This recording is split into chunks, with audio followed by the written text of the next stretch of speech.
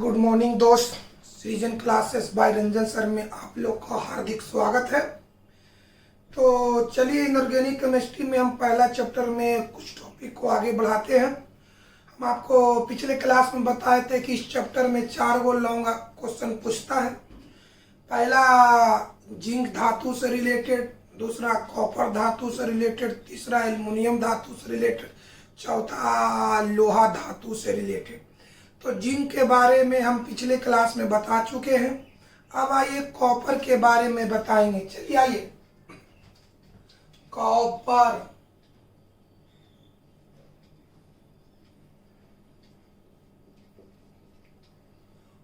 Copper copper का हिंदी तांबा होता है।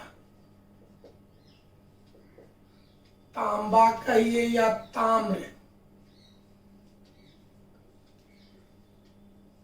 तांबा या ताम्र हो गया। तो कॉपर कहें या तांबा कहें या ताम्र कहें, तो सबसे पहले हम कॉपर के इंट्रोडक्शन को जानेंगे, क्योंकि इंट्रोडक्शन से रिलेटेड ही शॉर्ट क्वेश्चन पूछ सकता है। तो आइए, कॉपर का हिंदी ताम्र या तांबा, तो पहले इसका इंट्रोडक्शन पढ़ेंगे।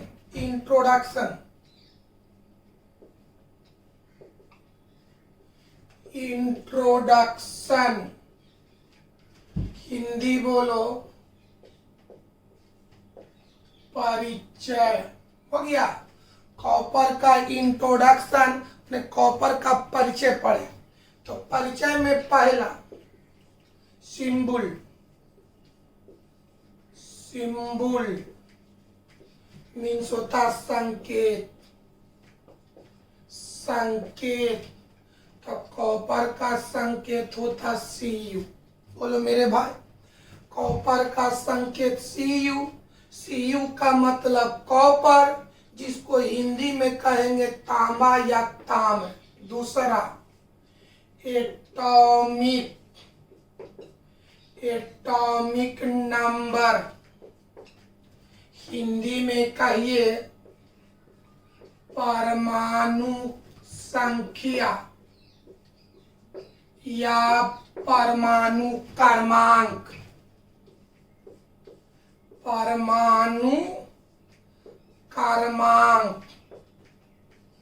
चलिए, कॉपर का परमाणु संख्या या परमाणु क्रमांक 29 होता है। याद करो, कॉपर का संकेत Cu, कॉपर का परमाणु क्रमांक 29। अब आइए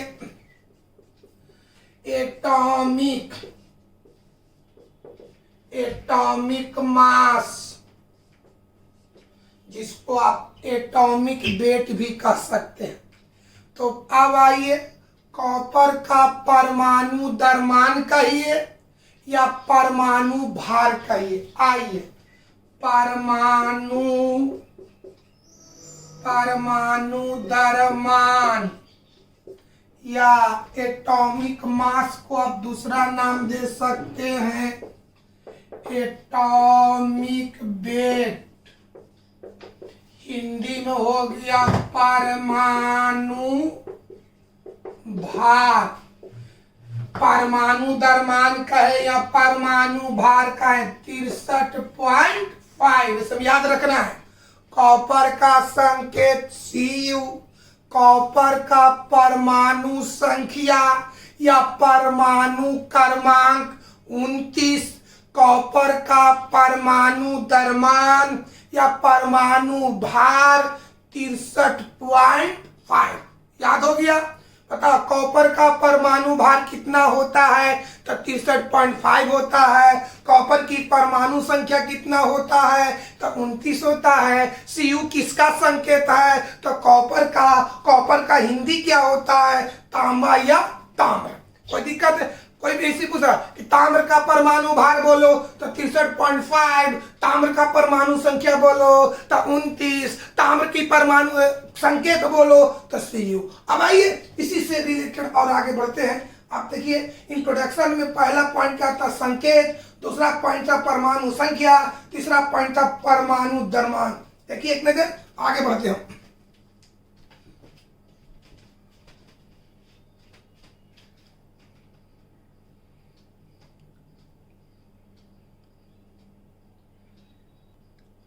हाँ, अब इंट्रोडक्शन में चौथा पॉइंट देखिए, इलेक्ट्रॉनिक विन्यास।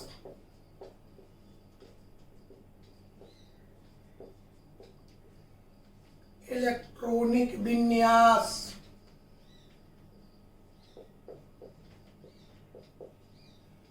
इलेक्ट्रॉनिक विन्यास ये इंपॉर्टेंट है, अक्सर पूछित रहता है कि कॉपर का इलेक्ट्रॉनिक विन्यास क्या है या कॉपर के इलेक्ट्रॉनिक विन्यास को लिखे। एग्जाम में अक्सर ही पूछित रहता है कॉपर का इलेक्ट्रॉनिक विन्यास। आइए, कॉपर का संकेत क्या होता है? Cu। परमाणु संख्या क्या होता है? 29। तो आप लोग 9th क्लास से पढ़े होंगे इलेक्ट्रॉनिक विन्यास अफवाहों के अनुसार, यानी SPDF के आधार पर। तो चलिए कैसे पहले भरेंगे, पहले याद किया जाए। सबसे पहले भरा जाता 1s, 1s में 2, 1s के बाद हो गया 2s, 2s में 2 इलेक्ट्रॉन, 2s के बाद हो गया 2p, p में 6 इलेक्ट्रॉन, 2p के बाद भरेंगे 3s, 3s के बाद भरेंगे 3p, p में 6, 3p के बाद नंबर आता है 4s, 4s में भरेंगे 2, 4s के बाद नंबर आता है 3d। चलिए आइए, एग्जाम में पूछित रहता है, इसको तो हम याद रख लेंगे, इसको कई बार आप लाइफ में बनाए होंगे। कॉपर का इलेक्ट्रॉनिक विन्यास क्या है या कॉपर के इलेक्ट्रॉनिक विन्यास को लिखे। शायद 2014 में आपका पूछा हुआ है कि कॉपर के इलेक्ट्रॉनिक विन्यास को लिखे। तो बताओ बाबू, कॉपर का संकेत Cu होता है, परमाणु संख्या 29 होता है, 29 का इलेक्ट्रॉनिक विन्यास निकाल दो। पहले भरेंगे 1s में 2 इलेक्ट्रॉन, उसके बाद भरेंगे 2s में 2 इलेक्ट्रॉन, उसके बाद भरेंगे 2p में 6 इलेक्ट्रॉन, उसके बाद भरेंगे 3s में 2 इलेक्ट्रॉन, उसके बाद भरेंगे 3p में 6 इलेक्ट्रॉन, उसके बाद भरेंगे 4s में क्या इलेक्ट्रॉन 2 इलेक्ट्रॉन। अब 4s के बाद भरेंगे 3d में। अब देखिए 3d गिन लीजिए, 2 और 2 4, 4 6 10, 10 2 12, 12 6 18, 18 2 20, 29 इलेक्ट्रॉन में हम 20 इलेक्ट्रॉन भर दिए तो बचा 9। तो डी में भरने की कैपेसिटी है 10 और हमारे पास है 9। तो बताओ मेरे भाई, हम डी में भरेंगे 9 इलेक्ट्रॉन। अब हमको ये बताओ कि कॉपर का लास्ट इलेक्ट्रॉन कहां गया? डी में गया। तो याद करो, आप पढ़े होंगे कि अगर लास्ट इलेक्ट्रॉन एस में जाएगा तो वह तत्व एस ब्लॉक का होगा, अगर लास्ट इलेक्ट्रॉन डी में जाएगा तो डी ब्लॉक का एलिमेंट होगा, अगर लास्ट इलेक्ट्रॉन पी में जाएगा तो पी ब्लॉक का इलेक्ट्रॉन होगा। तो बोलो मेरे भाई, कॉपर का लास्ट इलेक्ट्रॉन कहां गया? डी में गया। यानी आपको याद होना चाहिए कि कॉपर डी ब्लॉक का तत्व है। याद हो गया, कॉपर डी ब्लॉक का तत्व है। इतना तक तो क्लियर है कि कॉपर डी ब्लॉक का तत्व है। कोई पूछेगा कि कॉपर किस ब्लॉक का तत्व है, तो कॉपर डी ब्लॉक का तत्व है, और उसके बारे में हम आपको बताएंगे। लेकिन हम यहाँ पर बता रहे हैं कॉपर का इलेक्ट्रॉनिक विन्यास। तो कॉपर का इलेक्ट्रॉनिक विन्यास क्या होता है? 1s2, 2s2, 2p6, 3s2, 3p6, 4s2, 3d9। अभी ये गलत है, अभी इसमें फॉल्ट है। अब इसको सुधारने के लिए आप लाइफ में हुन्स रूल पढ़े होंगे। हुन्स रूल क्या कहता है कि जब एस सब सेल के बगल में डी सब सेल हो, एस सब सेल के बगल में डी सब सेल हो, एस सब सेल के बगल में डी सब सेल हो और डी सब सेल के पास 4 इलेक्ट्रॉन हो या 9 इलेक्ट्रॉन हो, तब एस अपना 1 इलेक्ट्रॉन डी को दे देता है। हुन्स रूल याद किया था मेरे भाई। एस सब सेल के बगल में डी सब सेल हो, तो देख एस के बगल में डी है और डी सब सेल के पास 4 इलेक्ट्रॉन या 9 इलेक्ट्रॉन हो, तो ऐसे कंडीशन में एस सब सेल अपना 1 इलेक्ट्रॉन डी को दे देता है। किसके अनुसार? हुन्स रूल के अनुसार। तो आइए, एस के पास के वो है 2 है, तो 2 में इसको 1 दे देगा, यहाँ बचेगा 1। अच्छा, 9 में 1 आ गया तो कितना होगा? चलिए, अगर एग्जाम में आपको आ जाए कि कॉपर के इलेक्ट्रॉनिक विन्यास लिखे तो आपको ये लिखना होगा, इंपॉर्टेंट है। याद हुआ? कॉपर का इलेक्ट्रॉनिक विन्यास। तो अगर एग्जाम में आ जाए कि कॉपर का इलेक्ट्रॉनिक विन्यास क्या है तो आपको लिखना होगा 1s2, 2s2, 2p6, 3s2, 3p6, 4s1, 3d10।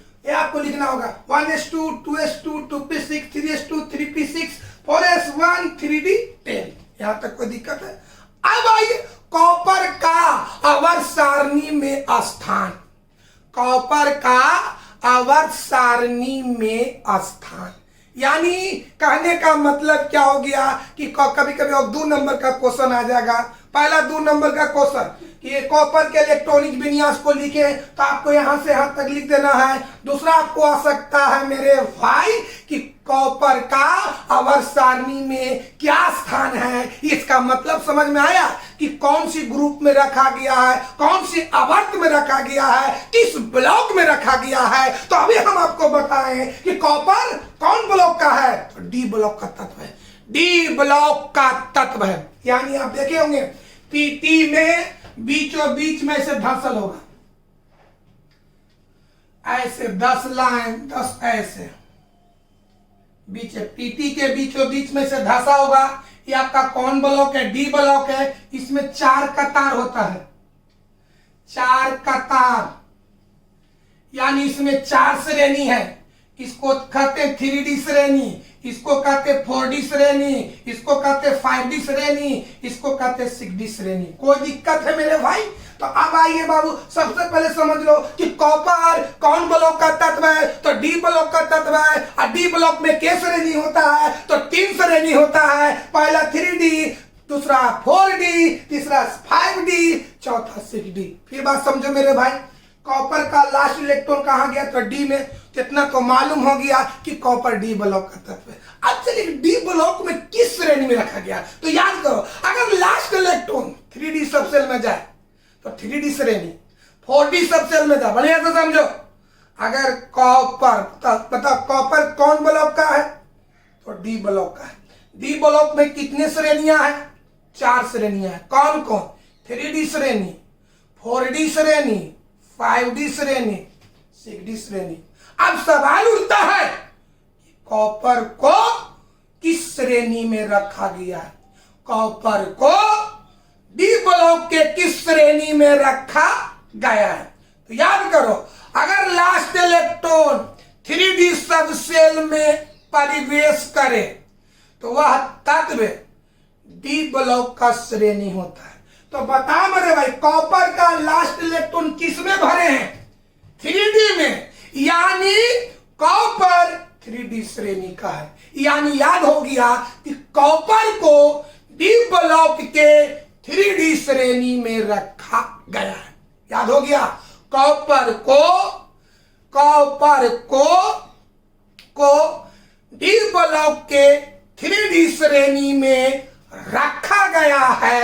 याद हो गया, यानी बता कॉपर को कौन ब्लॉक में रखा गया है, तो डी ब्लॉक में रखा गया है। डी ब्लॉक के कौन सी श्रेणी में रखा गया है, तो 3D श्रेणी में रखा गया है। याद हुआ मेरे भाई?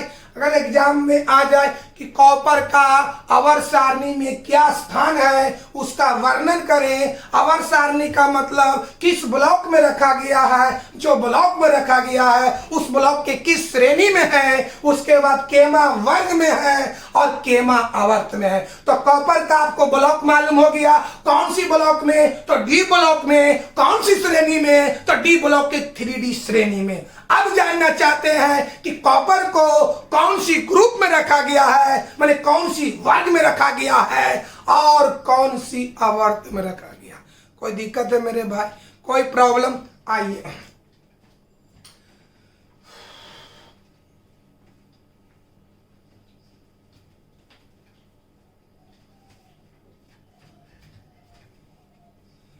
पांचवा पॉइंट,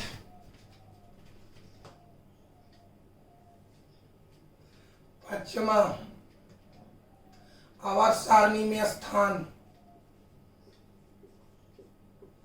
आवर्त सारणी में स्थान किसका, कॉपर का आवर्त सारणी में स्थान। चलिए आइए बताइए बाबू, ब्लॉक, ब्लॉक क्या है, डी। डी का कौन श्रेणी, 3D श्रेणी। बताओ बाबू, आवर्त सारणी में स्थान। आवर्त सारणी में स्थान का मतलब कॉपर को कौन सी ब्लॉक में रखा गया है, तो कौन ब्लॉक में, डी ब्लॉक में। डी ब्लॉक के कौन सी श्रेणी, 3D श्रेणी। कोई दिक्कत है? अब आइए दूसरा ग्रुप, ग्रुप आइए, ग्रुप मतलब वर्ग। अब वर्ग जानिए, वर्ग जानने का तरीका। ग्रुप की पहचान वैलेंस इलेक्ट्रॉन के आधार पर किया जाता है। ग्रुप की पहचान वैलेंस इलेक्ट्रॉन के आधार पर किया जाता है। अगर वैलेंस इलेक्ट्रॉन 1 तो ग्रुप नंबर भी 1, अगर वैलेंस इलेक्ट्रॉन 2 तो ग्रुप नंबर 2, अगर वैलेंस इलेक्ट्रॉन 3 तो ग्रुप नंबर भी 3। अब आइए, तो वैलेंस इलेक्ट्रॉन निकाल, वैलेंस इलेक्ट्रॉन कहते हैं किसको, तो किसी तत्व के लास्ट ऑर्बिट में। अब आइए बाबू, ये बाबू यहां से चलिए बहुआ, ये आपका आ गया एक वाला, देखते क्रम में एक है, एक वाला माने फर्स्ट ऑर्बिट, ये 2 वाला माने सेकेंड ऑर्बिट, ये 3 वाला माने थर्ड ऑर्बिट, ये 4 वाला माने 4 ऑर्बिट, ये पहला ऑर्बिट, ये दूसरा ऑर्बिट, ये तीसरा ऑर्बिट, ये चौथा, चौथा के बाद कोई ऑर्बिट नहीं है। इसका मतलब हुआ कि चौथा ऑर्बिट ही कॉपर का लास्ट ऑर्बिट हुआ। तो बताओ मेरे भाई, कॉपर के लास्ट ऑर्बिट में के इलेक्ट्रॉन है? कॉपर के लास्ट ऑर्बिट में के इलेक्ट्रॉन है बाबू? तो कॉपर के लास्ट ऑर्बिट में एक इलेक्ट्रॉन है, यानी कॉपर का वैलेंस इलेक्ट्रॉन एक होगा। लास्ट ऑर्बिट के इलेक्ट्रॉन को ही वैलेंस इलेक्ट्रॉन कहा जाता है। तो लास्ट ऑर्बिट में के इलेक्ट्रॉन है, एक इलेक्ट्रॉन है, यानी कॉपर का वैलेंस इलेक्ट्रॉन एक होगा। तो बताओ, ग्रुप की पहचान वैलेंस इलेक्ट्रॉन के आधार पर किया जाता है। वैलेंस इलेक्ट्रॉन 1 तो ग्रुप नंबर भी 1, यानी ग्रुप नंबर 1। कोई दिक्कत है? अब जानना चाहते हैं कि ग्रुप नंबर 1 है, अब इसका सब ग्रुप माने उपवर्ग ए होगा कि बी होगा, ए होगा कि बी होगा, याद किया जाए, ए होगा कि बी होगा, समझा जाए बढ़िया से। बता, वैलेंस इलेक्ट्रॉन कौन सब सेल का है? एस सब सेल का है। ई हो गया लास्ट ऑर्बिट और ई हो गया सेकेंड लास्ट ऑर्बिट। याद करो, अगर वैलेंस इलेक्ट्रॉन एस सब सेल का हो, अगर वैलेंस इलेक्ट्रॉन एस सब सेल का हो, तब वहां पर सब ग्रुप ए भी होगा और बी भी होगा। सुना जाए बढ़िया से, अगर वैलेंस इलेक्ट्रॉन एस सब सेल का हो तो वहां पर सब ग्रुप ए भी होगा और बी भी होगा। सवाल उठता है कि ए कब होगा और बी कब होगा? तो अगर सेकेंड लास्ट ऑर्बिट में 18 इलेक्ट्रॉन हो तो सब ग्रुप बी होगा, अगर 18 इलेक्ट्रॉन ना हो तो सब ग्रुप ए होगा। याद हो गया? वैलेंस इलेक्ट्रॉन अगर एस सब सेल का हो तो वहां पर सब ग्रुप ए भी होगा और बी भी होगा। सब ग्रुप ए कब होगा और सब ग्रुप बी कब होगा? तो इसका कारण है कि सेकेंड लास्ट ऑर्बिट में 18 इलेक्ट्रॉन रहने पर बी होगा, 18 इलेक्ट्रॉन ना रहने पर ए होगा। तो बताओ मेरे भाई, वैलेंस इलेक्ट्रॉन कौन सा सेल का है? एस का है। या दिमाग में अट गया कि ए भी होगा और बी भी होगा, ये डिसाइड करेगा सेकेंड लास्ट ऑर्बिट। तो सेकेंड लास्ट ऑर्बिट ई आपका है, गिनिए 10 6 16 16 2 18 है, यहां पर सब ग्रुप बी होगा। यानी कॉपर को 1b ग्रुप में, अब देखिएगा पीटी निकालिएगा, उसमें 1b ग्रुप निकालिएगा, उसी के अंदर आपको कॉपर होगा। यानी हो गया मैंने चलो, कॉपर को कौन ब्लॉक में रखा गया है? तो डी ब्लॉक में। डी ब्लॉक के कौन सी श्रेणी में? तो 3d श्रेणी में। कॉपर को किस ग्रुप में रखा गया? तो 1b ग्रुप में। अब 1b पीटी में से गिनिएगा, यहां से देख बाबा, ऐसे खड़ी कतार 1b को खोजिएगा इस तरह से। यहां पर ऐसे आपको कहीं पर ऐसे लिखा होगा 1b, है ना? अब यहां से कतार गिनेगा 1 2 3 4 5 6 7 8 9 10 11। यानी जब शुरू से कतार गिनिएगा तो 1b जो होगा 11वां कतार होगा। जब शुरू से कतार इधर से लेफ्ट से गिनिएगा, लेफ्ट से, तो 1b जो कतार होगा आपको 11वां कतार होगा। यानी 1b को 11वां वर्ग भी कहा जाता है। 1b को 11वां।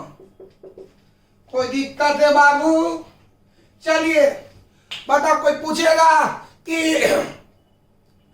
पूछेगा कि बताओ बाबू कॉपर को किस वर्ग में रखा गया है, तो 11वां वर्ग में यानी 1b वर्ग में रखा गया है। याद करो ऊपर से।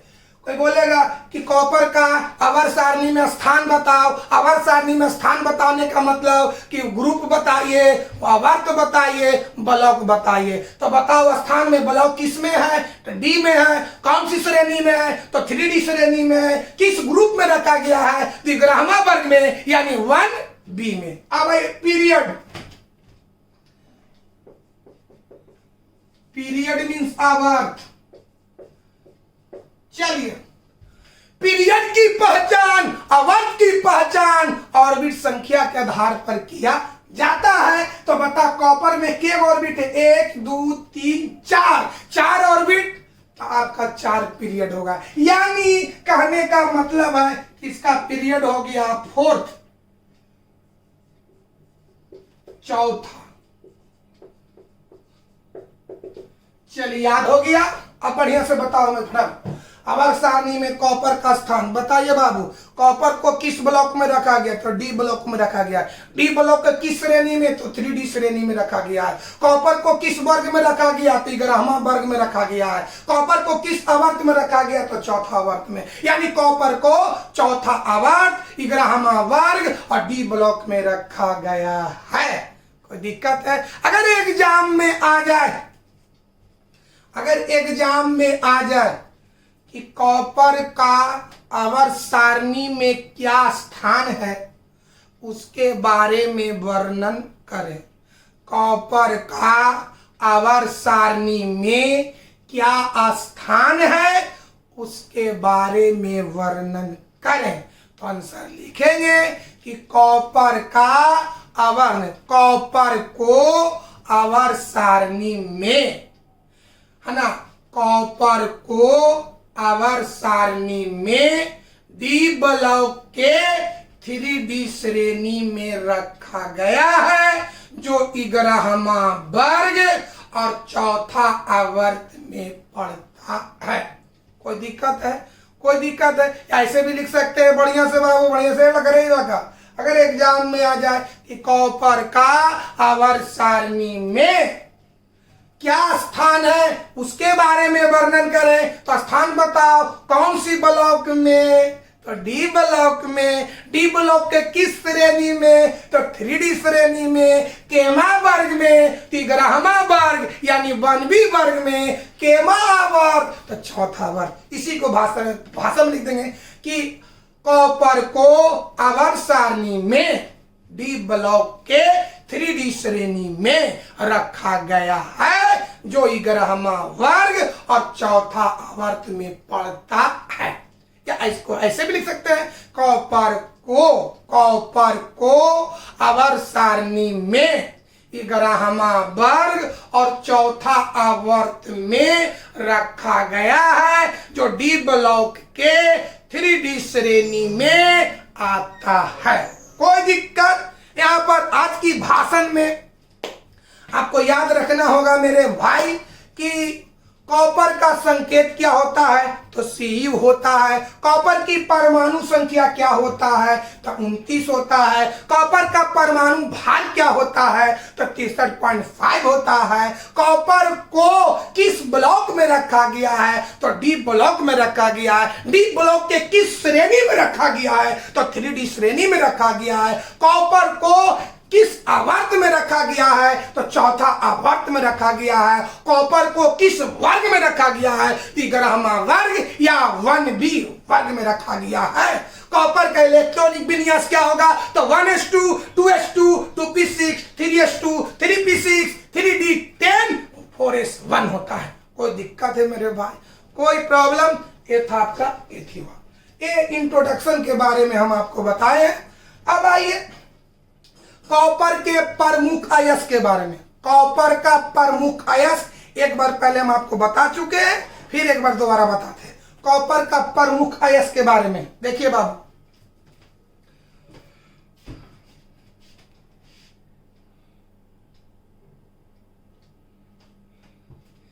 आइए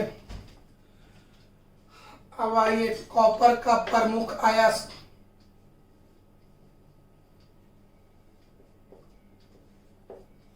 कॉपर का हिंदी होता तांबा। कॉपर का प्रमुख अयस्क, चलिए हम आपको ये सब पहले बता चुके हैं। कॉपर का प्रमुख अयस्क में पहला आता है कॉपर पाइराइट्स। पाइराइट्स पाइराइट्स सूत्र होगा CuAgS2। बोलो बाबू, यहाँ पर क्वेश्चन पूछता है कि कॉपर का मुख्य अयस्क होता है, तो मुख्य अयस्क याद रखिएगा कॉपर पाइराइट्स। कॉपर पाइराइट्स का सूत्र होता है CuAgS2। याद रखा जाए भाई, कॉपर धातु का मुख्य अयस्क होता है, तो मुख्य में इसी को याद रखना है, कॉपर का मुख्य अयस्क होता है। तो आंसर क्या बोलेंगे, कॉपर पाइराइट्स। कॉपर पाइराइट्स किस धातु का अयस्क है, तो कॉपर या तांबा का है। कॉपर पाइराइट्स का सूत्र क्या होता है, तो CuFeS2। यहां से क्वेश्चन बहुत पूछित रहता है, पूछेगा पहला कि तांबा धातु का मुख्य अयस्क होता है, आंसर होना चाहिए कॉपर पाइराइट्स। कॉपर पाइराइट्स किस धातु का अयस्क है, तो कॉपर या तांबा धातु का अयस्क है। कॉपर पाइराइट अयस्क का सूत्र होता है तो CuFeS2 होता है। अब चलो बाबू, लास्ट में क्या है मेरे भाई, एस है, मतलब ये अयस्क सल्फाइड के रूप में है। तो याद करो सल्फाइड अयस्क का सांद्रण, मतलब इसमें अशुद्धि को हम दूर करेंगे कौन विधि से, फेन उत्प्लावन विधि से। तो याद रखिएगा बाबू, पूछेगा कि कॉपर पाइराइट्स अयस्क का सांद्रण किस विधि से किया जाता है, तो फेन उत्प्लावन विधि से किया जाता है। फेन उत्प्लावन विधि से किस अयस्क का सांद्रण किया जाता है, तो कॉपर पाइराइट्स अयस्क का। यह इंपॉर्टेंट है, 5 ऑब्जेक्टिव। पहला, कॉपर या तांबा धातु का मुख्य अयस्क होता है, तो आंसर होना चाहिए कॉपर पाइराइट्स। कॉपर पाइराइट्स किस धातु का अयस्क है, तो तांबा या कॉपर का है। तीसरा, कॉपर पाइराइट्स का सूत्र होता है तो CuFeS2। कॉपर पाइराइट्स का सांद्रण किया जाता है तो फेन उत्प्लावन विधि से।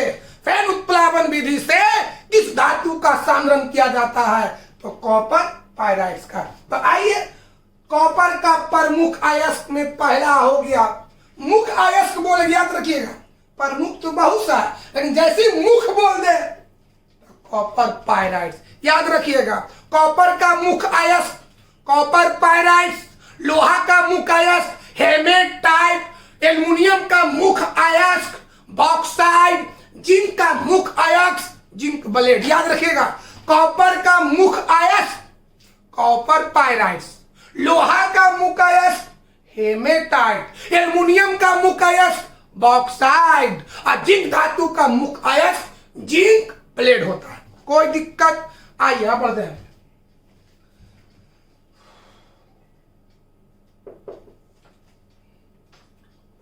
कॉपर ग्लांस,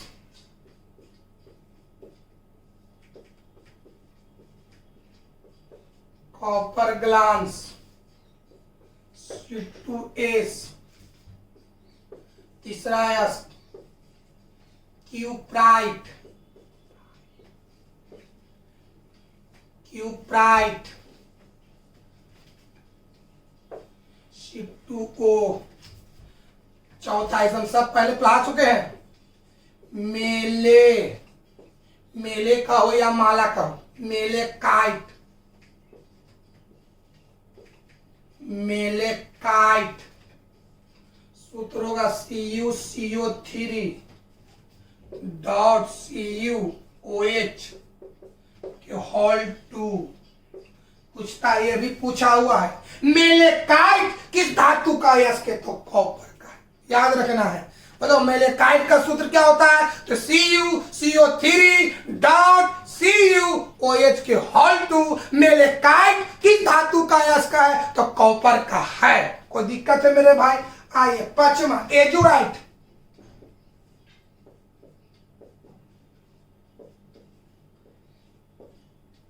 एजुराइट का सूत्र 2CuCO3 CuOH के होल टू। यही है कॉपर का अयस्क, है ना। इसमें अगर एग्जाम में अगर 2 नंबर का, पहले तो ऑब्जेक्टिव तो बता दिए, 2 नंबर का भी पूछ सकता है। कॉपर के कोई 2 अयस्कों का नाम रासायनिक सूत्र के साथ लिखें। कॉपर के कोई 2 अयस्कों का नाम रासायनिक सूत्र के साथ लिखें। 5 गो में कोई 2 गो आप लिख सकते हैं। तो कॉपर के प्रमुख अयस्क में कौन कौन आ गया? कॉपर पायराइड, जिसका सूत्र होता है CuApS2। दूसरा हो गया कॉपर ग्लांस, जिसका सूत्र होगा C2S। तीसरा हो गया क्यूपराइड, जिसका सूत्र होगा Cu2O। चौथा हो गया मेलेकाइट, जिसका सूत्र होगा CuCO3 डॉट CuOH के होल ट्वाइस। तीसरा होगा एजुराइट। एजुराइट किसका है? कॉपर का है। क्या होगा? 2CuCO3 डॉट CuOH के होल 2 होगा। अगर एग्जाम में आ जाए 2 नंबर का क्वेश्चन कि कॉपर के कोई 2 अयस्कों का नाम रासायनिक सूत्र के साथ लिखे, कि 5 गो में से कोई 2 गो आप लिख सकते हैं। कोई दिक्कत है? अब आइए कॉपर के उपयोग के बारे में। कॉपर के उपयोग, एक नजर इसको अब देखिए पहले।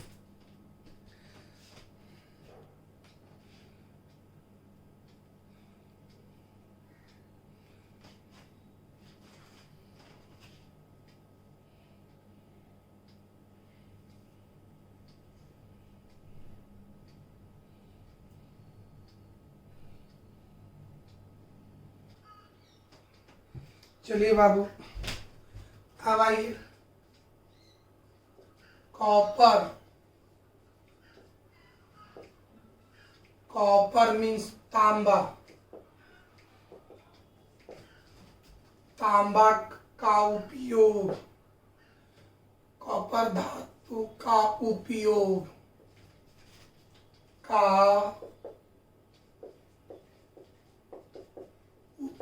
चलिए उपयोग सब तो आप समझते हैं। पहला उपयोग बिजली तार एवं बर्तन बनाने में। बताओ बाबू, बिजली का जो तार होता है उस कॉपर का बना होता है। घरों में कुछ ऐसा बर्तन होता है जो तांबा यानी कॉपर का बना होता है। तो पहला उपयोग बताएंगे बिजली तार एवं बर्तन बनाने में कॉपर धातु का उपयोग किया जाता है। दूसरा, ये कहने का मतलब क्या है कि आप लोग हिस्ट्री पढ़े होंगे, तो मुगल साम्राज्य का मतलब, कहने का मतलब है कि 1526 से लेकर के 1857 के बीच उस समय जो सिक्का चलता था उसमें तांबा का भी बना रहता था। यानी यहाँ से 100 या 200 साल पहले यहाँ का जो मुद्रा था, जो सिक्का था, उसको तांबा का बना रहता था। तो हम बोल सकते हैं कि दूसरा उपयोग सिक्का एवं आभूषण यानी जेवरात बनाने में भी तांबा का उपयोग किया जाता है। पहला बिजली तार एवं बर्तन बनाने में, दूसरा सिक्का एवं आभूषण बनाने में, तीसरा कीटनाशक युक्त यौगिक बनाने में भी किया जाता है। पहला बोलो, बिजली तार एवं बर्तन बनाने में, दूसरा सिक्का एवं आभूषण बनाने में, तीसरा कीटनाशक युक्त यौगिक बनाने में, चौथा अनेक प्रकार के मिश्र धातु। कॉपर से मिश्र धातु बनता था पित्तल, है ना बाबू। कॉपर से रिलेटेड कौन कौन मिश्र धातु है? पित्तल है, कांसा है, गन मेटल है, जर्मन सिल्वर है। यानी कांसा, पित्तल, जर्मन सिल्वर, गन मेटल, ये सभी को बनाने में कॉपर का उपयोग किया जाता है। यानी हम कह सकते हैं कि अनेक प्रकार के मिश्र धातु बनाने में। पहला उपयोग याद करो, अगर एग्जाम में आ जाए कि कॉपर धातु के उपयोग को लिखें, कॉपर धातु के उपयोग को लिखें, तो पहला उपयोग है बिजली तार एवं बर्तन बनाने में, दूसरा सिक्का एवं आभूषण बनाने में, तीसरा कीटनाशक युक्त यौगिक के निर्माण में, चौथा अनेक प्रकार के मिश्र धातु बनाने में। आइए लिखते हैं भाव। पहला उपयोग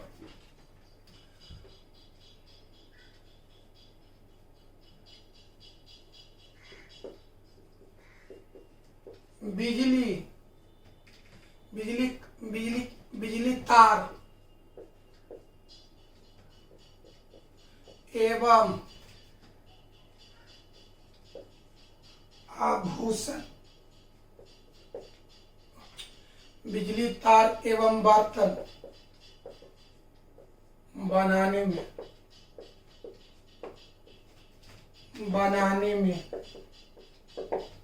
दूसरा सिक्का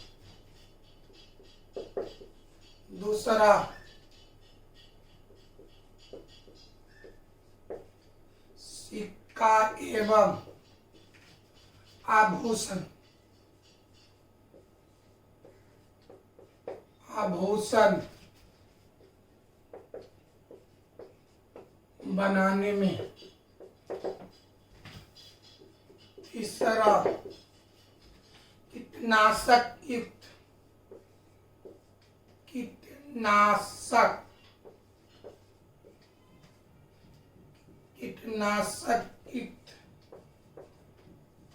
यौगिक बनाने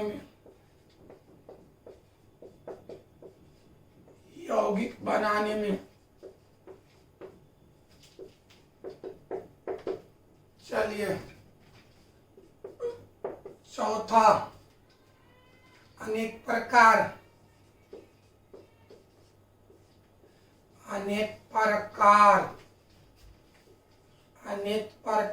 के मिश्र धातु बनाने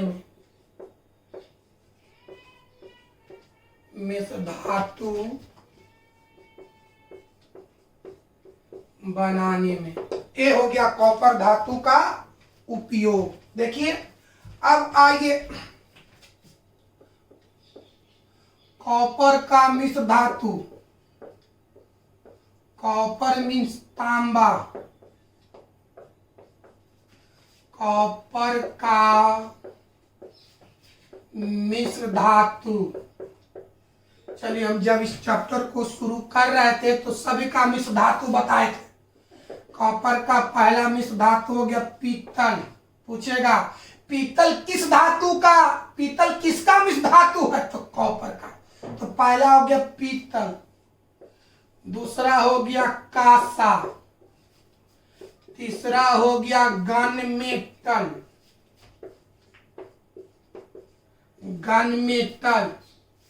चौथा हो गया जर्मन सिल्वर। ये हो गया कॉपर का मिश्र धातु। कॉपर का मिश्र धातु में अगर एग्जाम में आ जाए कि कॉपर के कोई दो मिश्र धातु को लिखे, कॉपर के कोई दो मिश्र धातु को लिखे, चारों में से कोई भी दे सकते हैं। पता हो रहा बाबू, पीतल किसका मिश्र धातु है, तो कॉपर का है। कांसा किसका है, तो कॉपर का है। गन मेटल किसका है, तो कॉपर का है। जर्मन सिल्वर किसका है, तो कॉपर का है। आप इतनी को बढ़िया से समझिएगा। अभी कॉपर के बारे में बहुत सी चीजें है, कल से इतना जो आपको चर्चा किए हैं इससे संभावित क्वेश्चन पर चर्चा करेंगे। उसके बाद हम पढ़ेंगे कॉपर पायराइट अयस्क से तांबा का निष्कर्षण। कोई दिक्कत है? आज की क्लास को यहीं पर समाप्त कर देंगे।